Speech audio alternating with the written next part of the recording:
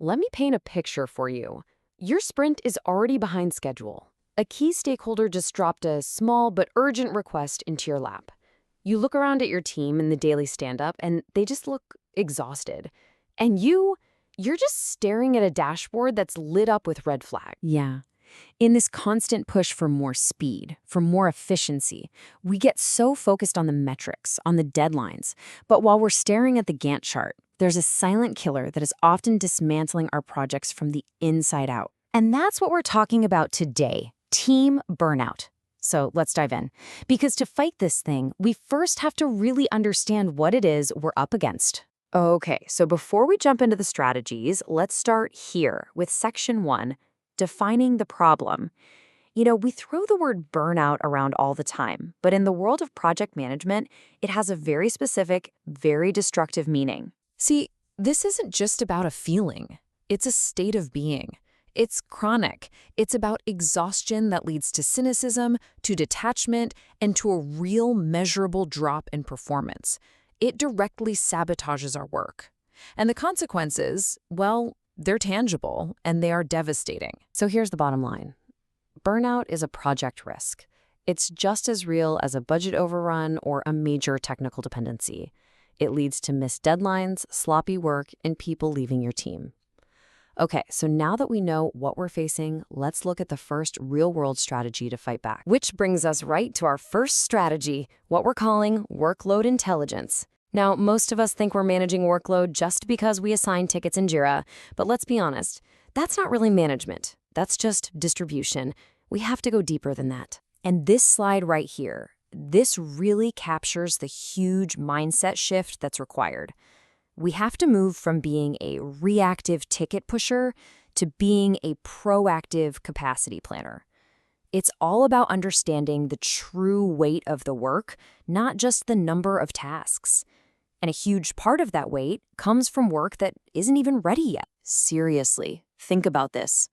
Every single time you assign a task that doesn't have clear requirements or has fuzzy dependencies, you are literally handing your team a burnout bomb.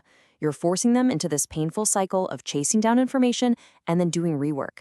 That cognitive friction, that is a primary fuel for burnout. So enforcing a strict definition of ready isn't you being a micromanager. It's you providing preventative care for your team's focus. So our second strategy is all about protecting that focus. So many of us are conditioned to be people pleasers, to always say yes. But often, the most powerful and protective tool in our entire arsenal is the word no. This quote, this changes the whole game. It reframes no from being this difficult roadblock to being a strategic clarification. It forces a real conversation about priorities.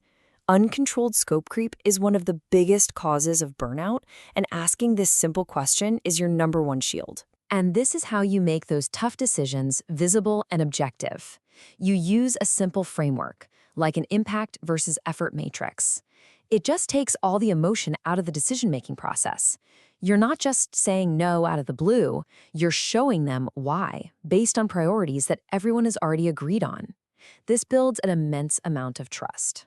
Okay, so now that we have a tool to protect our team's focus, let's look at another major source of burnout. Administrative friction. Our third strategy tackles a problem that isn't always some big dramatic thing. A lot of the time, burnout is death by 1,000 paper cuts. It's the constant pings, the manual report building, the endless soul-crushing administrative overhead. And this is where we can use automation to give our team their focus back. Now, the goal here is not to replace people, right? It's to eliminate the noise that just drains their energy. I mean, imagine a world where your stakeholders get their status updates automatically every single morning. Imagine if meeting notes and action items were just generated for you. Every single piece of friction that you automate gives your team back precious minutes of deep, focused work, which is the ultimate antidote to feeling busy but totally unproductive. And now we come to our fourth strategy. And honestly, this might be the most critical one of all. You can have the best tools, the best processes in the world, but if your team doesn't feel safe, I guarantee you they will burn out. And they'll do it in silence. Just let that sink in for a second. This is the absolute bedrock of a resilient team. In a culture of fear, people hide their struggles. They hide their mistakes until it's way too late. As a leader, it's your job to actively engineer an environment of safety. But, okay, how do you actually do that? Well, a blameless postmortem is an incredibly powerful tool for this. When something goes wrong, and it will, the entire focus shifts from finding fault with a person to improving the system. You analyze what in the process failed and how we can improve that process. You focus on the what and the how, never, ever on the who. This makes it safe for people to bring up problems early, which is what prevents small issues from snowballing into burnout-inducing crises. Our fifth and final strategy tackles the always-on culture that has just become the norm. In our super-connected world, just allowing people to disconnect, that's not enough anymore. As leaders, we have to actively mandate it. And there is a huge difference between saying, hey, feel free to log off, and actually creating a culture where rest is clearly defined and protected. This means setting clear norms around communication hours. It means actively discouraging work heroism. And you know what the most important part of this is? You. Your actions set the real standard. It doesn't matter if you say, oh, no need to respond to this tonight. If you send an email at 10 p.m., you are sending a very clear message that this is the standard.